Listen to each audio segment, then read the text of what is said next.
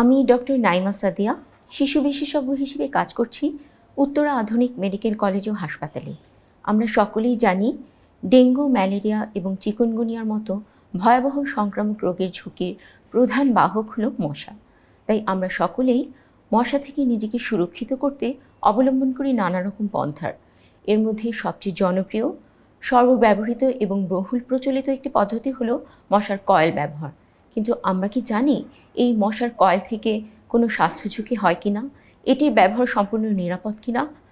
বিভিন্ন বৈজ্ঞানিক গবেষণায় দেখা গেছে মশার কয়েলে ব্যবহৃত রাসায়নিক পদার্থ অত্যন্ত উচ্চ মাত্রায় হওয়ার কারণে এর থেকে সৃষ্ট ধোঁয়া শরীরে প্রবেশের সাথে সাথে এতে করে বাড়ে স্বল্প কিংবা দীর্ঘমেয়াদী বিভিন্ন শ্বাসতন্ত্রের প্রদাহ, অ্যালার্জি, অ্যাজমা কিংবা অন্যান্য শ্বাসকষ্টজনিত রোগের ঝুঁকি, ক্যান্সারের মতো মারাত্মক রোগের ঝুঁকিও দীর্ঘদিন কয়েল ব্যবহারের ফলে বেড়ে যেতে পারে।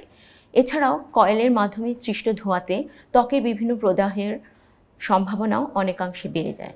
যেহেতু আমরা ইতিমধ্যেই জানি মশার কয়েলে ব্যবহৃত ক্ষতিকারক রাসায়নিক পদার্থ শরীরে বিভিন্ন ঝুঁকিপূর্ণ রোগের সম্ভাবনা বাড়িয়ে দেয়, তাই আমাদের অবশ্যই বিকল্প পদ্ধতিতে মশা নিরোধনের দিকে উৎসাহিত হতে হবে। ইতিমধ্যেই বাজারে বিকল্প মশা নিরোধক বিভিন্ন পদ্ধতি অ্যাভেলেবল আছে। এর মধ্যে লিকুইড ভ্যাপোরাইজার অন্যতম, যেটি অত্যন্ত কার্যকর এবং নিরাপদভাবে মশা নিধনের জন্য আমরা ব্যবহার করতে পারি। যদিও মশার কয়েল থেকে সৃষ্ট ধোঁয়া আমাদের শরীরের জন্য বিভিন্ন ধরনের ক্ষতিকারক প্রভাব সৃষ্টি করে, তবুও সাধারণ জনগণের মধ্যে এই সচেতনতাটুকু এখনও ওভাবে ডেভেলপ করেনি। মানুষ এখনও কয়েলের ক্ষতিকারক দিক সম্পর্কে অবগত না, তাই এটি এখনও পর্যন্ত বহুলভাবে প্রচলিত হয়ে আসছে। এছাড়াও মশার কয়েলের সহজলভ্যতা, সহজ প্রাপ্যতা এবং স্বল্প মূল্য এবং সর্বোপরি জনসাধারণের সচেতনতার অভাবই এর ব্যাপকভাবে বিক্রির প্রধান কারণ বলে আমি মনে করি। আর এর প্রতিরোধ করতে হলে আমাদের অবশ্যই সর্বস্তরের জনগণকে এর মশা কয়েলের ক্ষতিকারক দিকগুলো সম্পর্কে সচেতন করে তুলতে হবে এবং বিকল্প পদ্ধতি এবং নিরাপদ পদ্ধতির দিকে উৎসাহিত করতে হবে। সার্বিকভাবে মশা নিধনের ক্ষেত্রে আমাদের প্রচলিত যেসব সাধারণ নিয়মকানুন আছে যা বহুদিন ধরে বৈজ্ঞানিকভাবে প্রমাণিত, সেগুলো আমরা অবলম্বন করতে পারি। যেমন বাড়ির চারপাশ আমরা পরিষ্কার পরিচ্ছন্ন রাখতে পারি, ঝোপঝাড় থাকলে তা কেটে ছিটে পরিষ্কার রাখতে পারি যাতে মশা বংশবিস্তার করতে না পারে।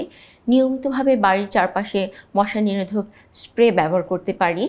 এছাড়াও বৃষ্টির পরে যাতে বাড়ির আশেপাশে কিংবা ছাদে পানি জমে না থাকে সেটি আমরা পর্যবেক্ষণ এবং পরিষ্কার করার ব্যবস্থা করতে পারি।